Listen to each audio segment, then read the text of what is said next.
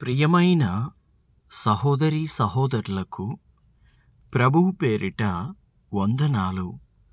మీకు మీ కుటుంబానికి యేసుక్రీస్తు యొద్ద నుండి దీవెనలు, ఆశీర్వాదములు మెండుగా కలుగునుగాక. ప్రతి నెల జీసస్ శ్రేష్ఠాలయం హైదరాబాదు నందు కుటుంబ క్షేమాభివృద్ధి ఆశీర్వాద ఉపవాస ప్రార్థన జరుగును. సమయము ఉదయము 11 గంటల నుండి మధ్యాహ్నము 2:30 గంటల వరకు. రండి, దేవుణ్ణి ఆత్మతో సత్యముతో ఆరాధన చేద్దాము.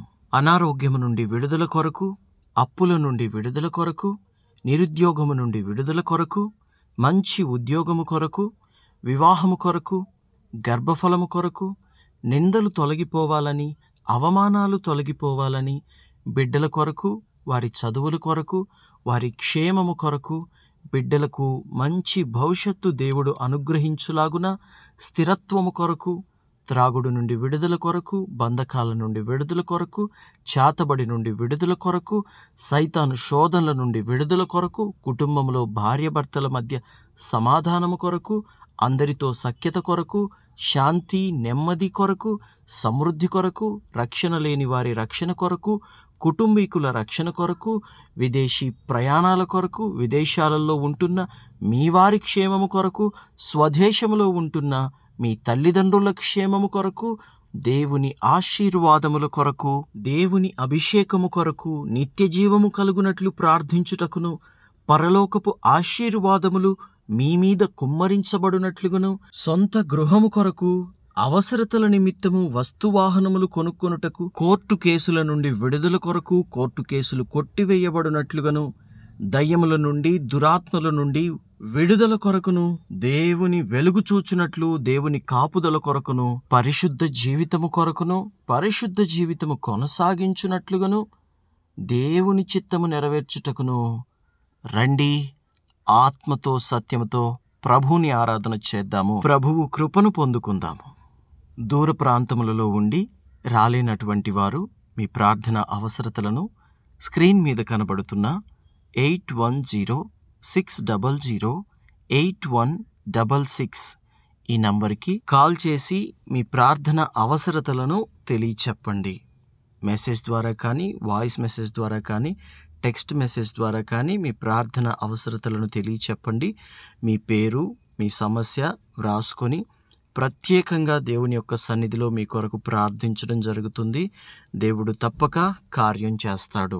దేవునికి మహిమ కలుగునుగాక. అలాగే ప్రార్థన అనంతరము అనేక మందికి భోజనం పెట్టడం జరుగుతుంది.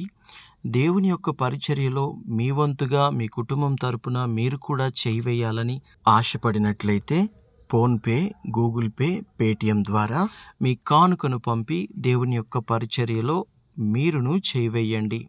తద్వారా అది మీకు ఎంతో ఆశీర్వాదము, దీవెనకరముగా ఉంటుంది. ప్రభు అన్నాడు, ఇవ్వుడి మీకు ఇవ్వబడును, మనిషి ఏమి విత్తునో ఆ పంటనే సమృద్ధిగా కోయును గనుక మనము ఇక్కడ భూమి మీద ఉన్నప్పుడు దేవుని యొక్క పరిచర్యలో ఒక విత్తనముగా విత్తినప్పుడు ప్రభువు దాన్ని సమృద్ధిగా కోపిస్తాడు.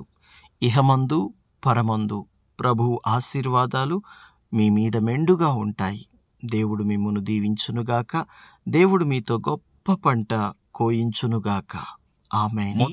మత్తయి సువార్త 3వ అధ్యాయము 16వ వచనము. యేసు బాప్తిస్మము పొందిన వెంటనే నీళ్లల్లో నుండి ఒడ్డునకు వచ్చెను. ఇదిగో ఆకాశము తెరవబడెను.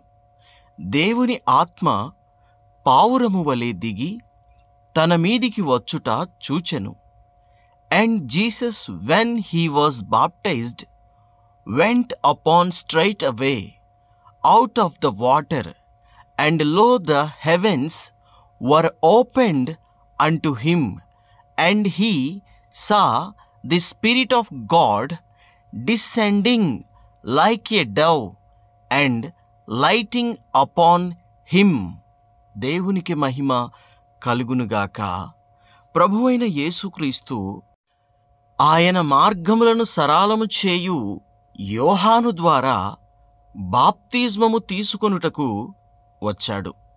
యోహాను అనేక మందికి బాప్తిజమం ఇచ్చుచున్నప్పుడు ప్రభువైన యేసుక్రీస్తు వచ్చి యోహానును చూస్తూ ఉంటే యోహానుకు అర్థమవుతోంది, ఈయనే మెస్సయ్య, ఈయనే రక్షకుడు, నేను ఎదురు చూస్తోంది ఈయన కోసమే అని చెప్పి ఆయన అనగా యోహాను యేసు వైపు ఇలా చూస్తుంటాడు. ఎలాగంటే, నేను నీ ద్వారా బాప్తిజం తీసుకోవలసినటువంటి వాడను కదా, కానీ నీవొచ్చి నా ద్వారా బాప్తిజం తీసుకోవాలనుకుంటున్నావా అని తన మనసులో అనుకుంటూ ఉన్నప్పుడు ప్రభువైన యేసుక్రీస్తుకి నోరు తెరిచి మాట్లాడితేనే ఆయన అర్థం చేసుకునేవాడు కాదండి. నీ ఊహలలో తలంపు పుట్టక మునుపే ఆయన మనల్ని ఎరిగి ఉన్నాడు గనుక యోహాను చూసినటువంటి చూపుకి అర్థమైన తెలుసుకున్నాడు. యోహాను హృదయంలో ఏముందో అర్థమైన తెలుసుకొని, ఇప్పటికీ ఇది ఇలాగున కానిమ్ము, అనగా నీతి యావత్తు ఇలాగు నెరవేర్చబడుటకు ఇప్పటికి ఇది ఇలాగున కానిమ్ము అని యోహానుతో అంటే, దేవునికి మహిమ. యోహాను యేసుక్రీస్తుకి నీళ్లలో బాప్తిస్మము ఇస్తాడు. బాప్తిస్మము ఎంతోమంది తీసుకున్నారు. యోహాను ఎంతోమందికి బాప్తిస్మం ఇచ్చాడు. కానీ అంతమందిలో కూడా ప్రభువైన యేసుక్రీస్తు తీసుకున్న బాప్తిస్మము ఎంతో శ్రేష్టమైనది, గొప్పది. కారణం ఏమిటంటే, ఎవరు బాప్తిజం తీసుకున్నప్పుడు కూడా ఆకాశం తెరవబడి పరిశుద్ధాత్మ దేవుడు పావుర రూపములో దిగిరాలేదు. పావుర రూపములో ఆయన రాలేదు, అగ్ని రూపంలో రాలేదు, నీళ్ల రూపంలో రాలేదు. ఏ రూపంలో కూడా ఎవరు బాప్తిజం తీసుకున్నా కూడా పరిశుద్ధాత్మ దేవుడు దిగిరాలేదు. కానీ ప్రభువైన యేసుక్రీస్తు బాప్తిజం తీసుకున్న వెంటనే ఆయన ఒడ్డుకు రాగానే ఆకాశము అద్భుతంగా తెరవబడింది. ఆకాశము తెరవబడి ఆకాశము నుండి పరిశుద్ధాత్మ దేవుడు తెల్లని పావుర రూపము వలె ఈ భూమి మీదికి వచ్చి ప్రభువైన యేసయ్య మీద వాలడం జరుగుతుంది. ప్రభువైన యేసయ్య భుజం మీద వాలిన తరువాత ఆకాశము నుండి ఒక శబ్దము వినపడుతుంది, ఒక స్వరము వినపడుతుంది. ఏమని అంటే, ఇదిగో ఈయనే నా ప్రియ కుమారుడు, ఈయన యందు నేను ఆనందించుచున్నాను అనే ఒక శబ్దము, ఒక స్వరము వినబడుతుంది. ఒక్క యోహానుకు మాత్రమే కాదు, అక్కడ ఉన్న వారందరికీ, బాప్తిజం తీసుకున్న వారికి, తీసుకోబోచున్న వారికి, తీసుకుంటున్న వారికి ఆ స్వరం వినబడుతుంది. ఆకాశము తెరవబడి ఈయనే నా ప్రియ కుమారుడు, ఈయన యందు నేను ఆనందించుచున్నాను అనే మాట యేసుక్రీస్తుని గురించి ఆకాశము నుండి దేవాతి దేవుడు చెప్పాడు. దేవునికి మహిమ కలుగునుగాక. అందుకే అంతమంది తీసుకున్న బాప్తిజమము వేరు, యేసయ్య తీసుకున్న బాప్తిజమము వేరు. దేవునికి స్తోత్రం కలుగునుగాక. దేవుని బిడ్డ, ప్రభువైన యేసుక్రీస్తుని చూసి తండ్రి అయిన దేవుడు ఈయనే నా ప్రియ కుమారుడు, ఇతని యందు నేను ఆనందించుచున్నానని చెప్పిన రీతిగా నిన్ను బట్టి కూడా దేవుడు ఆ మాట చెప్పగలడా? ప్రభువు నీ యందు ఆనందించుచున్నాడా? ప్రభువు నీ యందు సంతోషించుచున్నాడా? ఏ ఆత్మ దిగి వచ్చింది? పరిశుద్ధాత్మ దిగి వచ్చింది. నీలో పరిశుద్ధత ఉందా? నీలో పవిత్రత ఉందా? నీ కార్యాలన్నీ పవిత్రంగా పరిశుద్ధంగా ఉంటున్నాయా? నిన్ను బట్టి కూడా ప్రభువు ఈ మాట చెప్పగలడా? ఇదిగో నా ప్రియ కుమార్తె, ఈమె యందు నేను ఆనందించుచున్నాను అని. ఇదిగో నా ప్రియ కుమారుడు, ఇతని యందు నేను ఆనందించుచున్నానని ప్రభువు నిన్ను చూసి చెప్పగలడా? దేవుని బిడ్డ, ఒకవేళ ఇప్పటి వరకు చెప్పలేకపోతే ఇక మీదనైనా ప్రభువు నిన్ను చూసి, ఇదిగో ఈయనే నా ప్రియ కుమారుడు, ఇతని యందు నేను ఆనందించుచున్నాను, ఇదిగో నా ప్రియ కుమారుడు, ఇదిగో నా ప్రియ కుమార్తె అని నిన్ను చూసినప్పుడు ప్రభువు అనేక మందికి సాక్ష్యం ఇస్తే ఎంత బాగుంటుంది? ప్రభువు పరలోకంలో దేవదూతల ఎదుట నీ గురించి సాక్ష్యం ఇస్తే ఎంత బాగుంటుంది? దేవుని బిడ్డ, దేవుడు పరలోకంలో యోబు గురించి సాక్ష్యం ఇచ్చినట్లుగా, భూలోకంలో యేసు గురించి సాక్ష్యం ఇచ్చినట్లుగా నిన్ను బట్టి కూడా సాక్ష్యం ఇవ్వాలి. ఆ విధంగా మనం జీవించి ప్రభువుని సంతోషపెట్టాలి. అవును అన్నవారు ఈ నా ప్రార్థనలు ఏకీభవించండి, మీ కొరకు ప్రార్థిస్తాను. తండ్రి మీకు వందనాలు దేవా, మీకు స్తుతులు స్తోత్రాలు అయ్యా. ఈ వాక్యం వింటున్న బిడ్డలను జ్ఞాపకం చేసుకోండి అయ్యా.